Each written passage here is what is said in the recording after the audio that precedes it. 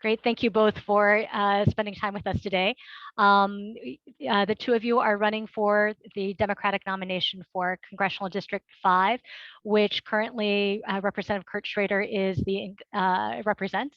I'm wondering if we can, and Jamie McLeod-Skinner is running, is challenging him for the nomination. I'm wondering if we could just start off by having both of you just talk a little bit about yourself and what your priorities would be if elected or re-elected to this seat. And Jamie, would you mind going first on that? Sure, happy to. And first of all, a small footnote: because of the redrawing of the boundaries, over 53% of the folks in the district have no incumbent, and it now extends into Central Oregon.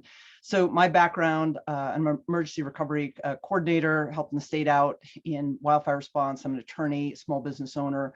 My wife and I live in Central Oregon. I'm a stepmom of 4, finished high school in Southern Oregon. And the reason why I'm running is it's really threefold. One is everyday Oregonians are hurting and need someone who really gets it, who can respond to the crises and challenges that we're facing. Everything from affordable housing and healthcare and childcare. The president tried to move an agenda forward, and there's folks like my opponent who derailed that. Wildfires destroying our homes and our droughts destroying our farms. And so the critical need to address climate issues, as opposed to, again, as my opponent did, gut programs out of the infrastructure bill, was really a problem in this time. The other thing is accountability. So money in politics is a real big thing for Oregonians. I don't take corporate PAC money because I don't believe democracy should be for sale. And I'm running against someone who takes big pharma money and fossil fuel money, even Koch brother money until just recently. It's taken over $80 million in corporate PAC money in his time in office. Even looking at where funding is coming from, there's a dramatic difference. I've gotten over $500,000 at this point, over 4,000 donations. And of that, over half of them are from Oregonians. Looking at last quarter reporting, my opponent has only, I think, received funding from 20 Oregonians. So who's really driving the campaign as well is key. And so the bottom line, it's a matter of trust, shared values, electability in this newly drawn swing district. It's important to be honest, build trust, have relationships with voters. And no matter how many times how many ads you have talking about lowering prescription drug prices, the fact of the matter is my opponent voted against Medicare negotiating prescription drug prices in September last year. And that's something that everyone needs across the political spectrum. So responding to the crises and the challenges we're seeing now is why I'm running. Thank you very much. Kurt, would you tell us a little bit more about what your priorities would be if reelected? Absolutely. It's interesting. My opponent didn't have much to run on, so she's obviously trying to lie and misrepresent my positions right out of the chute. I mean, I don't speak volumes about the individual right there. And it's folks like her, the reason I'm running. I care deeply and passionately about my country, my state, and this very diverse district. And I'm very concerned and upset with the hyperpartisanship. The folks that are running for an ideology. I'm running to represent the district. I mean, that's what our job is supposed to be. It's supposed to be about representing the people here. And I've done that very successfully over the last 13 years. I've won a lot of elections in a very difficult district for a Democrat to win. It's a swing district. Only got more difficult to win, frankly, as a result of the most recent redistricting. My opponent is obviously running way to the left of me and has absolutely no chance of winning the general election. You need people that can bring Oregon values and get real results in Washington, D.C. And, that's exactly who I am. I've lived in this district. I actually live in the district. My opponent does not. I've lived in this district for 45 years. I've raised my children here. I built 2 businesses, a veterinary clinic, and own a farm right here in Canby, Oregon, a small 60-acre farm. I know what people are like in this district. I've been here a long time and represented them well. From way back when I got in, we started to make healthcare a right, not a privilege, with the passage of the Affordable Care Act. We got the financial institutions under control with Dodd-Frank as a result of the last great recession. made critical investments to help get us out of that. Now, I've brought things home for my district. I never lost track of who I was or what I was supposed to represent. When I was back as a freshman legislator, I was able to bring the NOAA fleet down to Newport. Got them out of Seattle, and this little tiny town has a bright economic future now on the Central Oregon coast. And just recently was able to get jetty improvements for Tillamook Bay to make that a safe area for folks to go in and out of, and have them be part of the great economic awakening here that we're going to see in this century for our area in Oregon. And then, frankly, other key investments. Just recently was able to get money to help reinvigorate and build out the Willamette Falls locks, another great economic opportunity for the central Willamette Valley. And frankly, get people aware of some of the problems we have with salmon. That's a uniquely Northwest issue. I work closely with a colleague of mine in Washington State to make sure that these sea lions aren't going to eat their way through our salmon and make them extinct at the end of the day. Very proud of the work we were able to accomplish. This last year alone, last 2 years, we basically saved America from the worst ravages of COVID.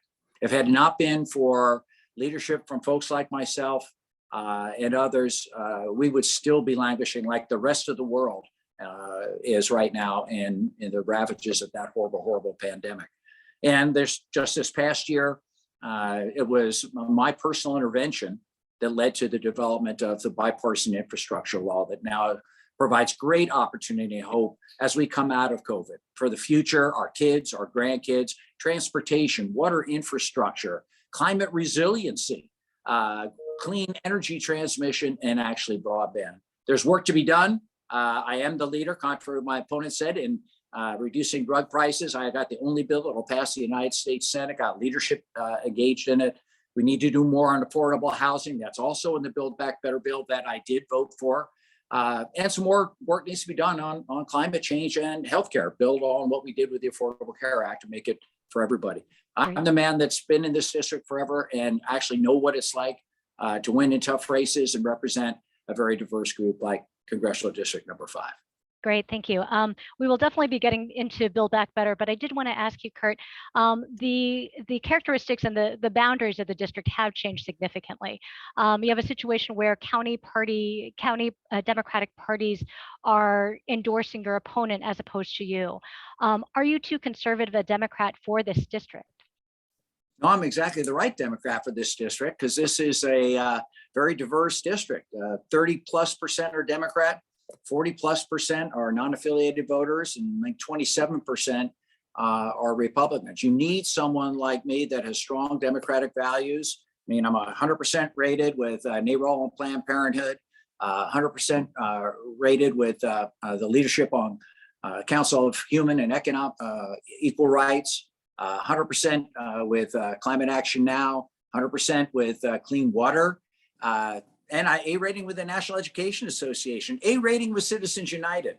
I think my Democratic bona fides are pretty strong, but you also need someone that can reach out across the aisle and get things done. I also not only have the endorsement of groups like the Teamsters and American Federation of Government Employees, but I also have the Oregon Farm Bureau, Oregon Nurseries. That's the type of person that's going to be a good representative and actually win this race. So Jamie, let me ask you, you are running to the left of Kurt Schrader. How would you expect to be effective in a body of 435 without prior congressional experience and having to work with people with significantly different views than Oregon or specifically the urban parts of the 5th district?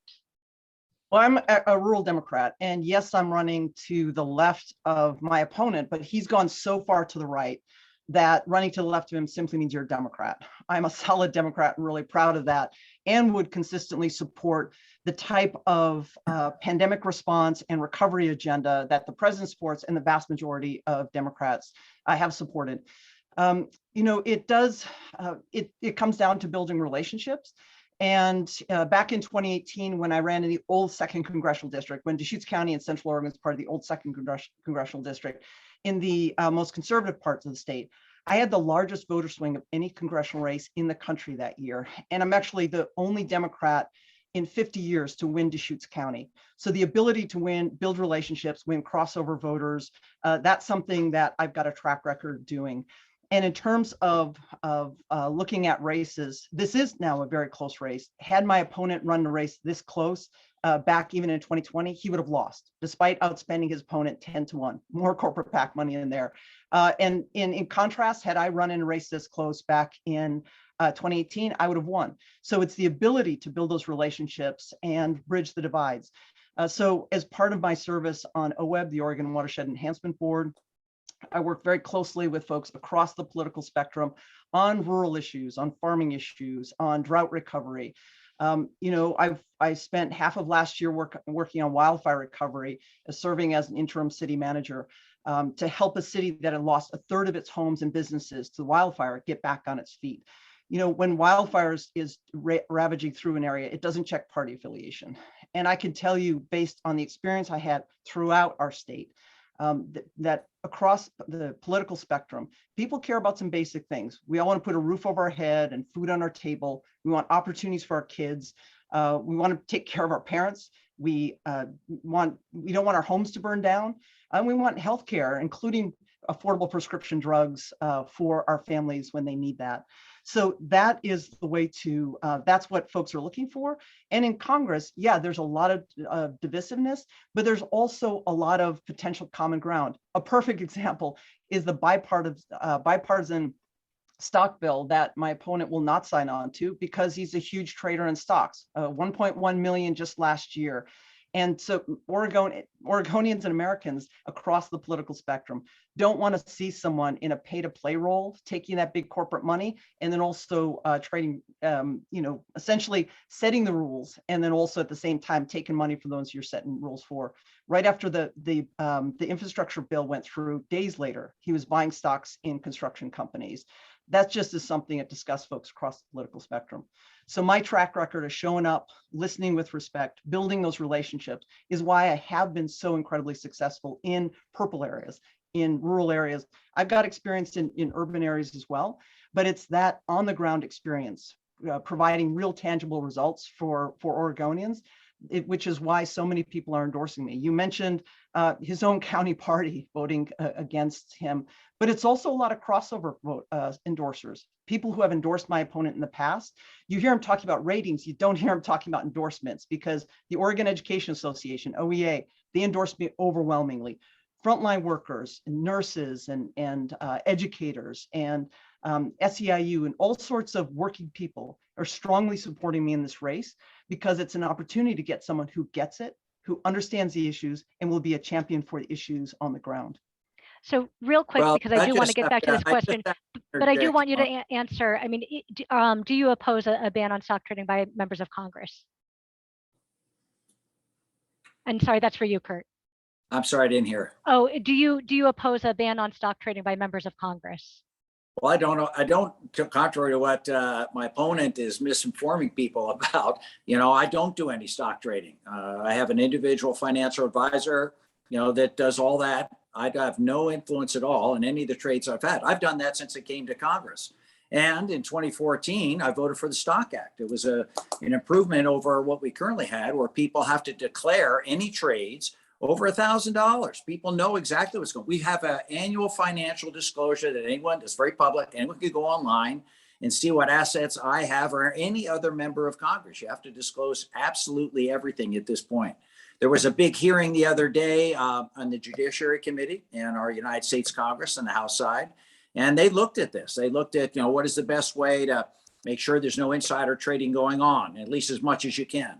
And based on the expert testimony, not members of Congress, but expert testimony, it was crystal clear that some of the proposals out there, particularly in the blind trust region, would not capture big chunks of the Congress. There was no way they would be subject to the current provisions of blind trust. The other thing is a very expensive setup and to maintain.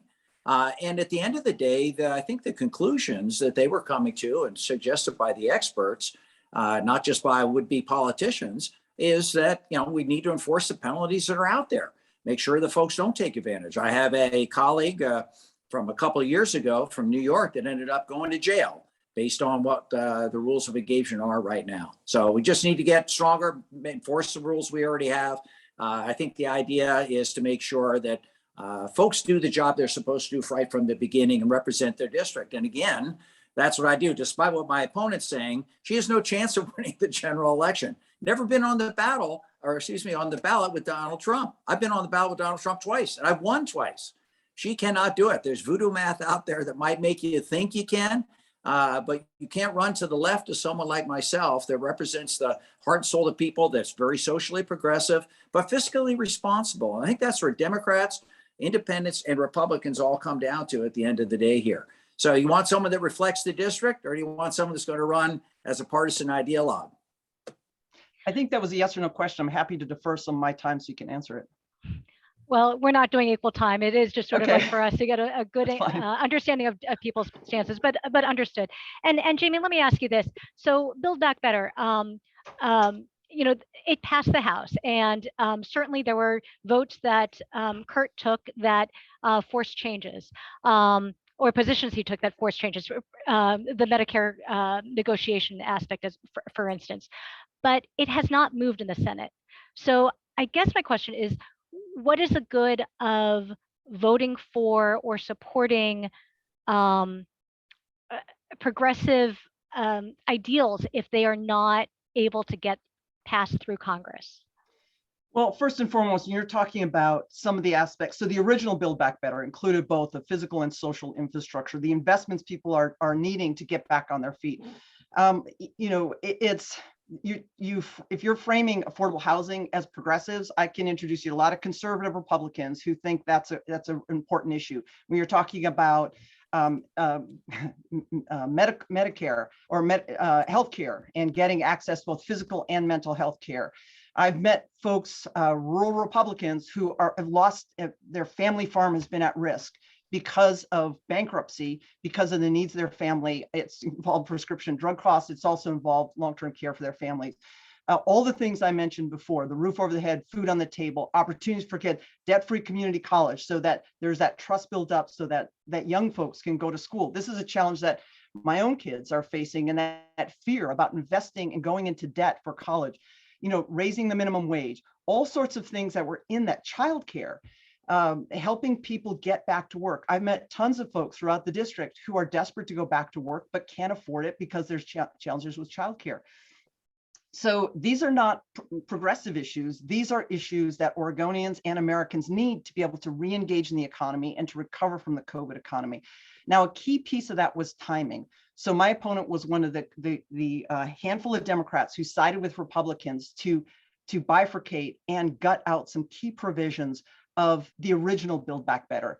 There was initial momentum on that, and had there been support to move forward, and actually instead of undermining it, being a champion for it, and explaining why to Oregonians and Americans why those investments were so important, he failed to do that. He slowed it down and dragged it out. And then we got into political season, and now we're seeing where it's at. And yeah, it's going to be dragged out at this point because we're now in an election cycle. So instead of supporting the president's agenda, why the president was elected to respond to the crises people were facing, he dragged it out. And again, if you look at all the things he carved out, there, follow the money, and you can tie it to his corporate donations. And then the other point about being on the ballot with Trump, I won in Central Oregon, in Deschutes County. I won precincts that Trump won. Again, people are supporting, and I've met many folks who voted for Trump because they were just feeling so desperate. They were feeling unheard by Democrats. They were feeling unsupported by Democrats. And it's the kind of conservative, you know, corporate Democrat like my opponent that is actually getting in the way of moving forward and getting things done. And again, you're going to hear comments. You don't hear much talk about endorsements because he's not getting the endorsements and support that so many folks are looking to, and why so many folks are supporting me in this race. Another just point was mentioned, there was a reference to NARAL and supporting the right to choose around personal health care and reproductive rights. My opponent has been a long-term supporter of the Hyde Amendment. The Hyde Amendment prohibits anyone who only has access to the Indian Health Services, and we have 9 federally recognized tribes here in Oregon, today there's current prohibitions because of the Hyde Amendment on access to reproductive services. And so there's a lot of asterisks around and a lot of the rest of the story to be told around some of the claims he's making. Oh, there you go again, Jamie, with all due respect, a total distortion, misrepresentation. And we can get to that, but I do want to follow up on one thing. You do that. The big thing is, and Kurt, we will get to you. Can't get addressed. You did not even answer Helen's question. And you know what I'm going to ask, which is what I'm trying to do. Finish line. Okay. That's the key. And made improvements in prescription drug costs, ability to be reduced. And I'm a big supporter of campaign finance reform. I actually introduce every Congress a bill to, get rid of Citizens United, make sure the money doesn't equal free speech. I'm not someone that's touting all my endorsements because I actually have results and actual policies to also talk about. But I've got tons of endorsements from a lot of people out there that vote for me every single election cycle. Okay, and I'm going to stop you right there. I'm going to stop you right there. Jamie, so let me just make sure I understand correctly. You believe that the physical and social infrastructural plan put forward initially with the could have passed, as opposed to separating out the physical infrastructure part from the programs that are being discussed now in the second part of Build Back Better.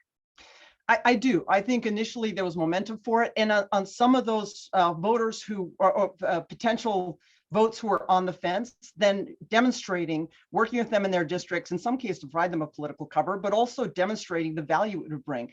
We are on the cusp coming out of COVID, coming out of the pandemic, of really needing to invest in our economy and get it going again. We're seeing our economy struggle right now because we haven't made some of the investments we need to do.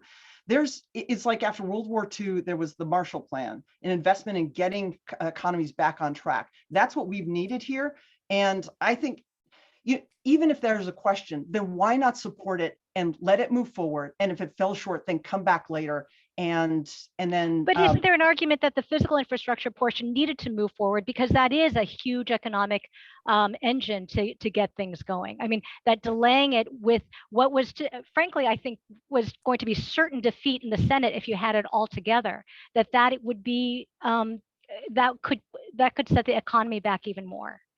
Okay, so let's take it from the 35,000 foot level down to the very ground level, and the conversations I've had with folks in the field who are part of building trades, who are part of workers who want to go back to work and will work on those exact jobs that you're talking about with the infrastructure bill. They're folks who can't take those jobs because they don't have access to childcare. And also there's some limitations on what's available in terms of childcare right now, the cost of it, and also the availability. If you have to show up at the job site at 5 or 6 a.m. and you're a single parent, you can't do it. You can't take that job because of a lack of childcare. Affordable housing, not having some of these resources, you can't afford to kind of get your foot in the door to be able to do some of this work. So those are so many of the people being unseen. And that's why I've got the support of those frontline workers who are trying to get that work done. And it's people who want to reinvest in the economy, want to get it kickstarted again, who have a barrier that would have been that social infrastructure piece. This is not just an R or a D issue. There are plenty of Republicans and non-affiliated folks across our state and across our country who are in that exact same situation. And the problem the president's having right now in polling is because there's a frustration that not enough has been done. So speculating that something was going to fail and so gutting it and destroying it, that's no solution. Or going back to the prescription drug question. On September 15th in committee, my opponent was the deciding vote. He voted with Republicans to not allow Medicare to negotiate all prescription drug prices. Had he voted yes and that moved forward and failed, then come back and then try to come up with a bill that's going to pass. But you cannot blame someone else on the failure of a bill if you are the deciding vote. And that's exactly what happened. And yeah, he's a big pharma guy. His family's made their fortune out of prescription drug prices, essentially. And he's gotten, I think it's over $650,000 in money from corporate PACs, big pharma. I mean, he's got big pharma right now stepping in and running independent expenditure ads on his behalf, talking about this issue because it's such a critical issue, not just to Democrats, but over 90% of the folks in this newly drawn district. And I'll remind him now, it no longer goes out to the coast. The newly drawn district, that is less than half of the old district, now extends down. It goes up into Portland through Clackamas, Marion, Lynn, and over into Central Oregon. And folks in this area across the political spectrum want to see their prescription drug prices come down. So Kurt, I would like you to talk a little bit about some of the votes you took regarding some of the coronavirus spending plans. For instance, you voted against the increasing the stimulus from 600 to 2,000, and I think may have been with only one other Democrat on that. You also opposed the initial version of the American Rescue Plan, and also it was your vote that stopped the original Medicare negotiation plan from moving forward and Build Back Better. Do you want any of those votes back? I voted for the American Rescue Plan. We made sure as a result, again, you got, like you've implied, Helen, you got to work on both sides of the building. You got to make sure the Senate and the House are able to work together to get something done. The House plan was not targeted to those really in need. It was just giving out checks to everybody. And with all due respect, you know, the American taxpayer can't afford that. Our children's credit card, our grandchildren's credit card can't afford that. You want to be smart. You want to be targeted in what you're doing. And that's what I was able to accomplish with the United States Senate, and voted for the American Rescue Plan and its final edition that frankly actually extended unemployment for a much longer period of time. And given the fact that we had the Delta and Omicron surge, it's a good thing we had that long-term approach that I fostered on the American Rescue Plan. Same thing with the prescription drug thing. I mean, the real world is you move forward against things in committee to get changes, to affect changes that you want to see actually happen. I voted for HR 3 with the original drug plan from 2 years ago twice. I voted for it twice on the floor of the House. But to do so again when it couldn't pass the Senate, to your point, Helen, it seemed foolish. I want to get something done. I get elected to get something done, not just make a slogan or a statement like my opponent. I actually can get stuff done.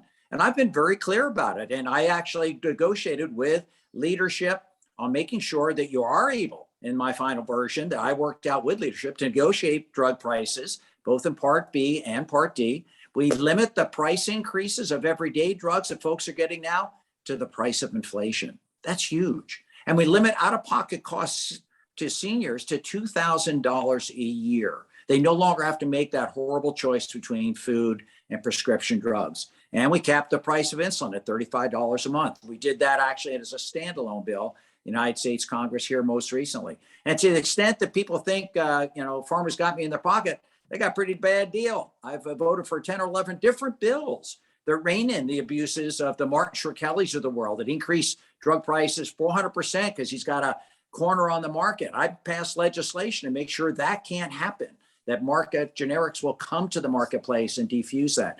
Same thing with people like the EpiPen folks at Mylan, that try and monopolize the market. I passed legislation to help stop that. And other abuses of patents that these pharmaceutical companies have done for years. So I'm probably one of their worst nightmares, and the person, unfortunately for them, that can actually get reductions in drug costs. And I actually make in my bill them pay some of the costs that would have been borne by seniors. So they're not getting a very good deal. One other thing that you voted against was raising the federal minimum wage. Do you feel that $7.25 is a sufficient wage? No, $7.25 is a horrible, abysmal minimum wage. It's so antiquated, it's unbelievable. But what I do know is I voted for and actually sponsored a minimum wage that would get us all to $15, modeled after what we've done in Oregon. I think that's the key. Can we get something done? Again, it's a $15 minimum wage. You get there gradually, just like we do in the state of Oregon, and respect the differences between urban, suburban, and rural Oregon's cost of living. That's what we did in our state legislature. I thought it was a great solution, one that ultimately was able to pass. And I think my bill would actually get Republican support and be able to pass the United States Senate. So again, you can have more slogans, or you can have a person that actually gets things done and know how to get the process working for the 5th Congressional District. And Jamie, if you can respond to that, I mean, do you think that a gradual approach is better for meeting Oregonians' needs? That comes from a tremendous place of luxury. That if someone who is born into wealth with a silver spoon in his mouth, who doesn't know what it's like to sit around a kitchen table and have to make the hard choices, and especially for what Oregonians are facing today, again, across the political spectrum, people are desperate right now. People are hurting. And that's coming from such a place of tremendous privilege to make statements like that.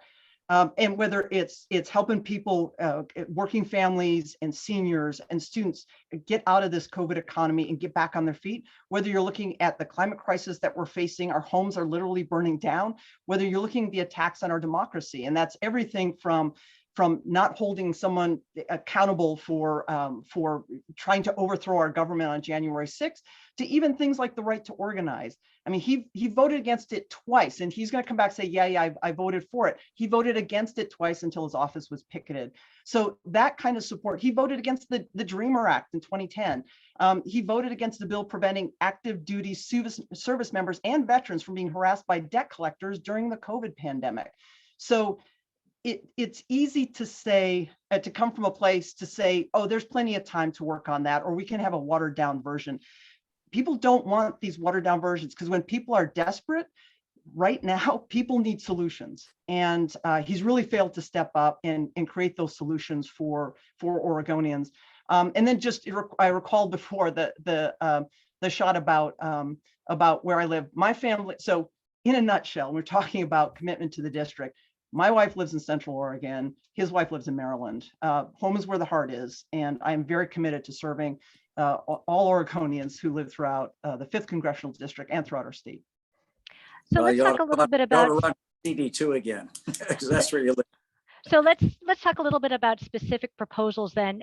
Jamie, are there specific things that you believe that you would be able to deliver on for Oregonians in your first term if elected? Yeah, I think we need to make an aggressive investment in our renewable energy infrastructure. And these are some of the very things that Kurt got out of the infrastructure bill, some of those investments in sustainable and renewable energy. And yeah, he's taken, I think it's like 300,000 from fossil fuel companies. And so his vote has followed their funding from the Koch brothers as well. Although just recently, congratulations, Kurt, on finally standing back and say you won't take any more Koch brother money, although they almost maxed out on you for this cycle as well. But those investments, it's really important to for the crisis that we're on. Again, we have Oregonians who are losing their homes, fleeing their homes from wildfire. We have Oregonians who are losing their small family farms because of the drought. We must be investing in renewable energy. And the other thing with this is, with the war right now in Ukraine, we're seeing this is not just about protecting our planet. This is also a national security issue. If we are dependent on fossil fuels and dependent on other nations, then it makes us very vulnerable politically and also for our economy. We saw this happen in the 70s when OPEC spiked prices and sent people to long lines at the gas station. We have to create the energy independence that we need to invest in. And we need to make a double investment so we're not leaving working families behind as we build this new grid, this renewable and sustainable infrastructure, and also develop that new grid, and then also invest in the kind of incentives so that it's a partnership, a public-private partnership, as well as a government investment. I'm a small business owner myself, and I'm a big fan of public-private partnerships that work, but we've got to do that without leaving working families behind. So you've got a lot of policy ideas that you don't even talk about. You're just talking about slogans. I've developed on climate change. I mean, I've actually delivered. I've actually made things happen. I voted for all the production tax credits for wind and solar over the years. I've got the only bipartisan plan to reduce power plant emissions to near zero over the next 15, 20 years. That's a bill, again, that has a chance of passing at the end of the day. In the infrastructure bill that I led across the finish line for President Biden, who was in danger of having no victories this last year, I drove that across the finish line with Republican support, because good lasting legislation does require that. This is a huge victory for clean energy, climate change. Biggest investment ever in clean energy technology, biggest investment ever in electric vehicles, biggest investment ever in public transit to reduce carbon emissions from the transportation sector. I mean, it's one thing to talk about, I want to do something on climate change. It's another thing to actually do something and deliver and develop some legislation to make that happen. And you make a big play of being for the working man and woman. Your signs, your mailers, I don't see a union bug on that. You're not using a union printing shop. I mean, come on, Jamie, walk your talk. And at the end of the day, I have not been fired from a job for abusing my workers, for bullying workers like you did in Phoenix. I mean, this is, you make a big show being for working men and women, but when the rubber hits the road, you're not in their camp at all. And Jamie, do you want to respond to that? Yeah, sure. A couple of things. First is the reality check on his claims about sustainability. So he voted against climate change protections, the clean energy performance program and Build Back Better, the clean energy tax credits from the infrastructure bill. He got those out. He voted against holding corporations more accountable for climate change, and that was the Corporate Governance Improvement and Investor Protection Act. So his track record is pretty clear on that piece of it. With regard to, we are using, we do work with, use a union shop for our printing. So I'm not sure where that's coming. I don't see any union bugs. Well, well, I have to say, we haven't matched your glut of flyers that have gone out, including those from the big pharma companies. The thing, actually, I'll encourage people to check, because folks in Central Oregon are laughing at the post photos. Here's a little FYI, Kurt. When you're bucking hay, because I actually have, you use gloves. You don't do it barehanded. People are laughing at your flyers because the post photos are so ridiculous. But anyway, and then my work in Phoenix, if you will talk to anyone who was in the office, anyone else who was in City Hall, they all opposed and challenged that. That was led by a Trump supportive mayor who made international headlines last year, year before, by actually running into a protester at a Black Lives Matter rally. In Talent, when I worked there and helping the city recover from a third of the city burning down from wildfire recovery, I received an award from the staff and the team afterwards. Actually, it's behind me, and I keep it back on my desk, because I'm really proud of the work of building teams. I've done that consistently and everywhere I've gone, and really rallied people around working together to create solutions for a community. Do your homework on that, and you'll get some more info on that. Well, So, I did. The I'd like police to- chief said it was a toxic environment that he had never seen before in that town. And an independent auditor of your so-called bullying of this poor financial administrator found no doing of any wrong by that financial administrator. That poor person had to apparently leave the state. No, she was misappropriating funds, and it was an internal investigation that was going on. And I would like to move on your to homework, forestry policy. Both of you have mentioned wildfires, and I guess let's start with Kurt. What do you think about the federal government's or the Forest Service recent 10-year plan regarding how to combat wildfires and protect communities with additional thinning, controlled burns, targeted logging, et cetera? I guess, do you think it's enough, and is there more that you think should be done? I'm very supportive. Big fan of the new fire chief. I think the president's done a good job here. The devastating fires have been catastrophic here in the West. I don't care if you're in Oregon, Washington, California, Colorado, Montana, you name it. And I've been a leader in actually getting something done again and addressing these issues. I work closely with Senator Wyden, Senator Crapo, and Representative Simpson from Idaho to actually establish a disaster relief fund for wildfires. Because prior to that, the Forest Service had to spend half its budget just fighting fires. They could never do any of what you described, none of the prescribed burning, none of the thinning that's required to actively manage the forest so it's not such a tinderbox, such a fuel hazard, if you will, when the inevitable fires start. The one thing I would add to the list of things that the Forest Service needs to be doing, and Bureau of Land Management, is do more initial attack. Get out of after these fires early on. The Beachy Creek fire here in Marion County came down over that hill. It had been burning for a month plus before that even occurred. We need to be smarter and be aggressive in getting after those. And we have to work on climate change itself. That's the real cause of all these catastrophic type events that we're seeing right now with increased frequency. And again, I've got the only bipartisan bill to do that in the United States Congress, and the infrastructure bill that I passed is a down payment on that. I recently passed a bill requiring the power companies to clean up the vegetation along the power lines. Because again, in that Beachy Creek fire, it was the power lines or the trees that came down on the power lines that really super ignited that storm that just careened down the valley and threatened even to the doorsteps of almost Salem, Oregon. So I've been a leader in that area. We need to do more. Send me back to Congress and we'll get it done. Thank you. Jamie, same question for you. Your views on the Forest Services plan and what you think needs to be done. Well, first of all, Helen, you'd be very happy, and anyone else would be very happy to say, I absolutely agree with Kurt on the bill that went through that absolutely provide resources so that the double investments can be made, because those funds were, and that was something I talked about at the time and actively supported at the time. So that was really good legislation. The thinning, so what we've got is we've got now a tinderbox in a lot of our forests. So some of the thinning, the fuel management, fire breaks, those all make sense. I don't think we should be privatizing logging of our federal forest. I think that's a step too far. And then also we need to, our old growth forest, that's heritage site for Oregonians.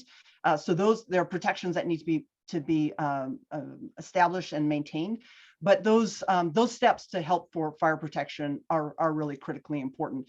I can tell you that I didn't just see the smoke blowing overhead in Washington. I was actually worked on the ground for folks and understand the challenges that folks faced on the ground who lost their homes and lost their businesses and had their communities burned down. That was work I did frontline and led fire recovery as an interim city manager in a small community. So I know this well. And some of the other things we need to be doing in addition to protecting communities is getting folks ready and prepared. This is work I'm doing right now with the state, and they asked me for some help on this based on the success of my work in talent. The other piece is that we have to look at the response. FEMA has been too cautious. You talk to folks who have had to interact with FEMA. There's been a real frustration because the initial response is always no. And so cleaning up that process and making it more responsive, this is work I did to make sure that FEMA was being more responsive, especially to vulnerable communities. In talent, a lot of the folks who lost their homes were farm workers, people whose English is a second language. And so I worked to get FEMA to respond, show back up a lot. We're seniors on a fixed income as well, to make sure that FEMA was more responsive. Yes, absolutely. We need to be accountable for federal funds and for public funds, but there's a process that's in place now that the initial response is no. And this doesn't take away from the outstanding people who are part of FEMA, are working really hard to care for folks in their community. We just have a system right now that has the first response no, rather than how can we get people back in their homes? How can we be more responsive? It's the on the ground experience of doing that work and leading that work. And also being tapped to help lead it on a statewide level that has really speaks to the ability to establish legislation. One of the things that's important that a lot of people overlook is, yes, Congress holds the purse strings and you need to make those funding allocations. That's a first step. But you also need the understanding on the ground of how that will roll out so that you can actually have the bang for the buck you're looking for. This is true for everything from wildfire recovery funds to affordable housing, childcare. I gave you an example before of what people on the ground actually need.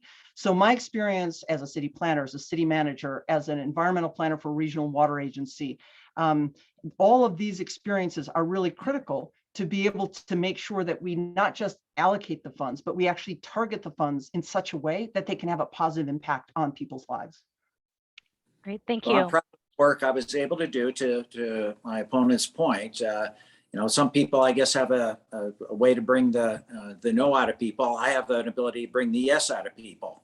When I worked with FEMA in the Canyon, when Detroit and Gates and others are just being devastated, we got 100% match. It's exceptional. 100% match by FEMA to rebuild those communities. That's not what happens every day. I work with our senators and we were able to get not just a 75% match, but 100% match help rebuild those communities. Detroit has a new temporary water system. We'll have a new permanent water system. And there's opportunity for them to actually have a sewer to rebuild that community in a way that they're going to be grateful going forward. That it's going to reinvigorate that town. That town will have a brighter future, even having gone through that horrible, horrible, catastrophic wildfire experience. So if you know how to approach the agencies correctly, you've built the right relationships over time, you can get yes out of those guys on a pretty regular basis like I have. And just to clarify that, that funding goes through the state. And so it's also working with state agencies, and the state stepped up and invested a lot of money on wildfire recovery. ODOT was also responsible for debris cleanup. And so an understanding of how the structure works is also helpful in terms of allocating resources. Great, thank you. Jamie, let's talk about inflation. Inflation, price of gas, those are both very major concerns for Americans and Oregonians at this moment. What can and should Congress do? Are there things in the works that you think that we should be looking at, like a gas tax holiday, or other things that you think can help relieve the burden? Well, twofold. I touched on this before, but is first the investment in our economy and getting our economy running again. That opportunity through Build Back Better. The social infrastructure piece is not some kind of fluff luxury. That's the very structure that enables working families to kind of get back on their feet and get back to work. So those were that was missed opportunity to make some of those investments, because by delaying that, we're seeing some of the problems we're seeing now. We could have really invigorated our economy. We need to still do that and be mindful of that. The second piece of it is the comment I was making about investing in a renewable energy grid and having very aggressive responses to that now. This is not something we can kick down the can any longer. We're just talking about wildfire. You know, we could be talking about drought as well, or the ice storms in the metro area, or the flooding out in Eastern Oregon. All of the impacts we're seeing have been a failure to act early on and a failure to champion these issues. And it's gotten us in this challenging situation right now. So with gas prices going up, if we had done a better investment ahead of time, we wouldn't be in this situation. So we need to start making those steps now, because it's only going to get worse if we don't go forward on some of these things. And then also, again, stimulating our economy through some of these investments. The supply chain has gotten jammed up. That's really hurt. Some of those stopgap measures that we need to take, we'll need to take some temporary measures, but we need to be very cautious about the tax holidays, because those taxes pay for other resources. And so you don't want to rob Peter to pay Paul, or to essentially eat your seed crop, if you will, eat your seed corn, because you want to be able to keep your economy going. There are a lot of unseen crises we're facing right now.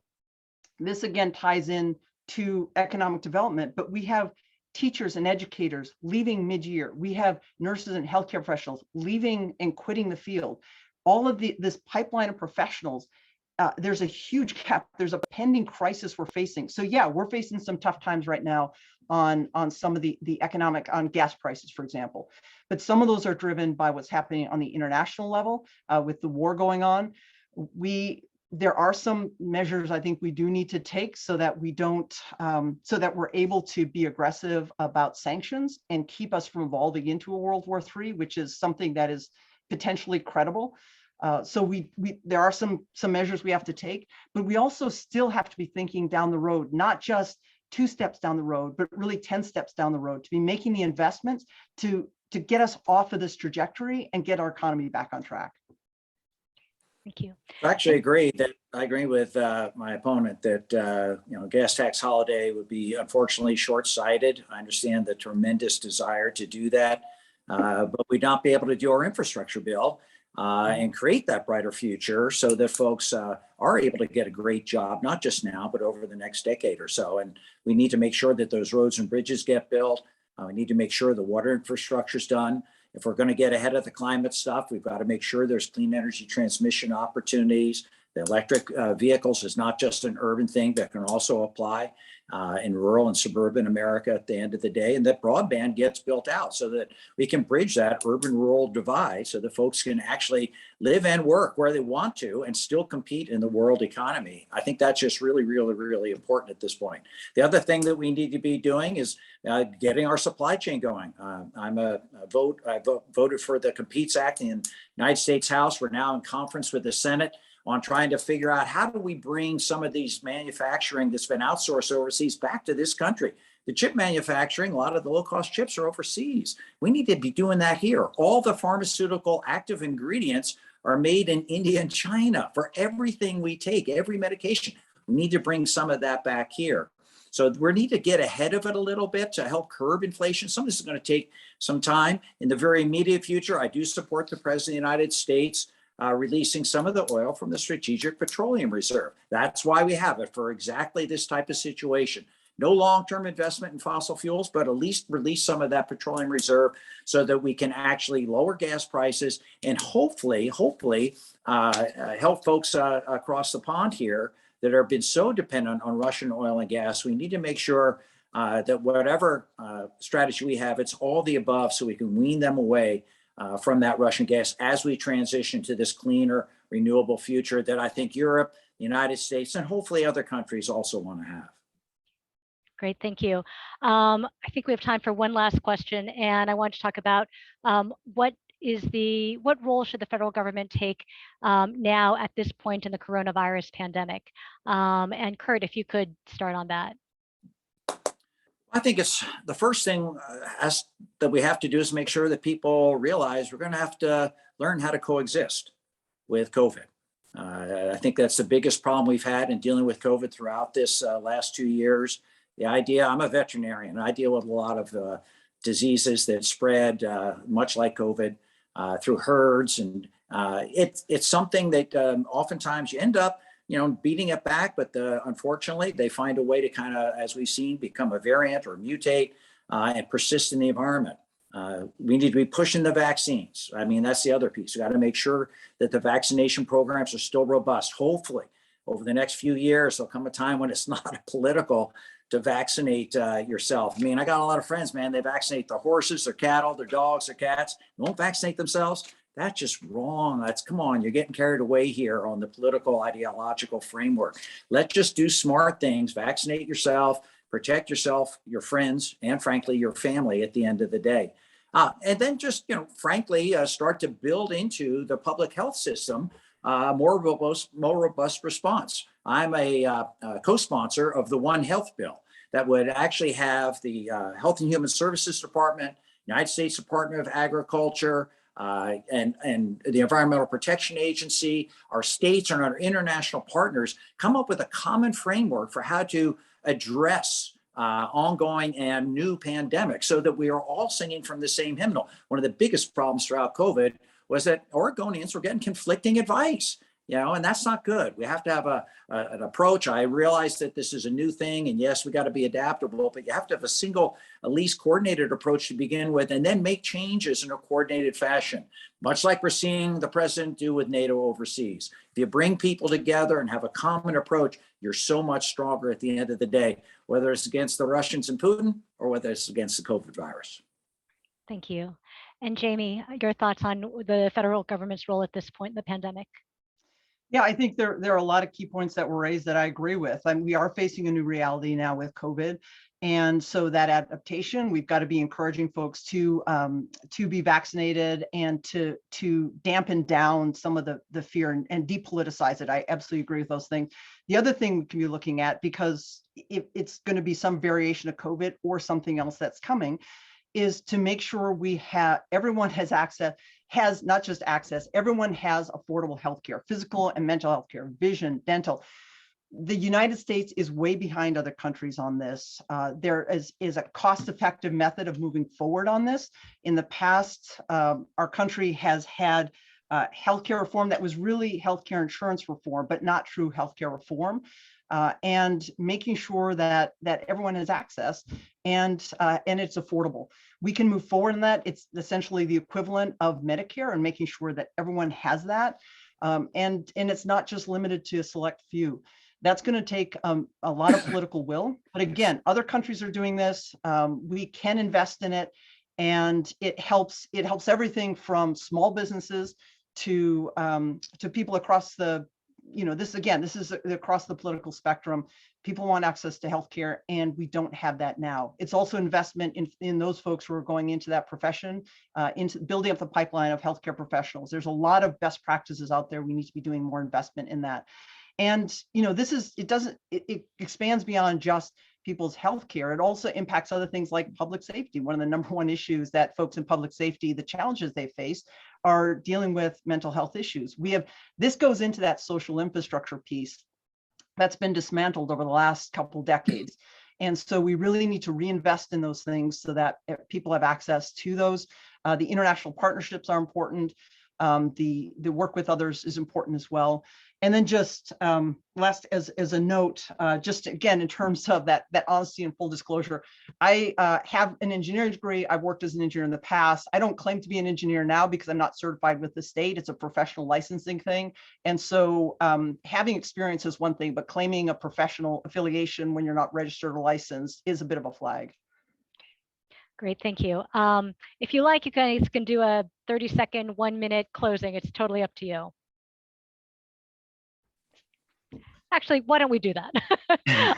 And you can hit any points that you feel that you weren't able to address.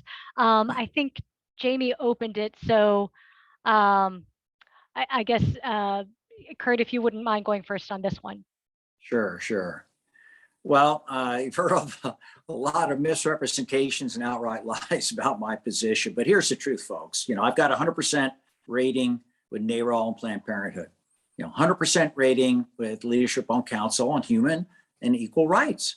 I've got 100% rating with Vote Climate PAC, Clean Water Action, a rating with the National Education Association, who value the education our kids get. That's what it's all about. I'm proud of the work I've done on COVID, proud of the work I've done on the bipartisan infrastructure for the president to get it done. It was part of his unity message. I want to go back and finish the job.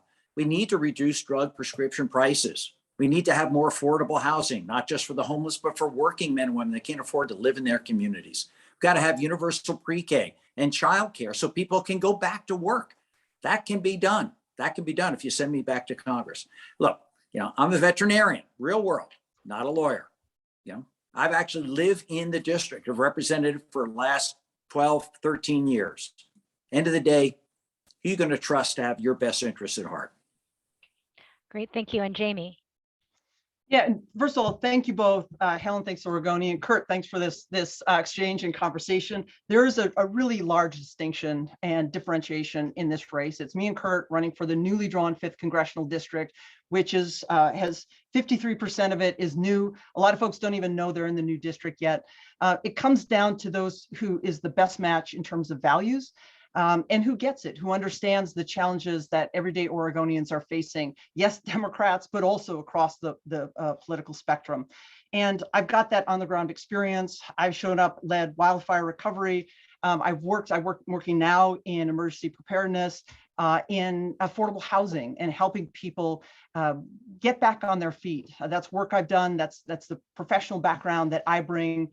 And this, another key thing that a lot of folks are asking about and really interested in, especially now, is accountability in politics. I don't take corporate PAC money. My campaign is funded by donations, by thousands and thousands of donations, and from Oregonians. You won't get you won't see as many TV ads from me. You won't get all the fancy flyers, although do a little fact check on those because they're kind of funny if you see some of the claims being made in them. But I'm a real person. I've done the work. I'm a rural Democrat, work hard to bridge the urban divide, have built relationships across the political spectrum because I focus on showing up, listening with respect, talking issues, not political buzzwords, and talking about how we can work together to get the job done. That's what Oregonians want. And it also comes down, not just those core values, but also trust. People know me. I'm honest about, my ads are going to be honest. You can fact check them. There's also the relationships that I've built. And that's why I've got so much support from at the federal level, at the state level, and even at the local level. And folks like, former Governor Barbara Roberts, elected officials throughout the newly drawn 5th Congressional District, 4 of the county Democratic parties, including Kurt's home turf of Clackamas, have voted to endorse me in the primary because what I've heard from so many people, including people who used to endorse him and support him are now endorsing me, have simply said, he doesn't get it. He's lost touch. And it's nothing personal. But people are in a time of urgency, working families, seniors, students, our climate, our democracy. We're in a time of crisis. But we're also, I believe, in a time of hope because we can work together and address the challenges that we're facing. But that's why I've got support from so many Oregonians across the district, not just corporate PACs, but Oregonians, because it's about showing up, getting the job done for everyday Oregonians. JamieForOregon.com is my website if people want to learn more. And I would love the support of the Oregonian, but also love the support of those in the district in your vote this May. Thank you both so much. This was a really great conversation. I appreciate the time and the thought that you put into this. We'll be in touch if we have any further questions, but we're aiming to come out with our endorsements on Sunday. So thank you again. Great. Thank you. Thanks, Jamie. Take care.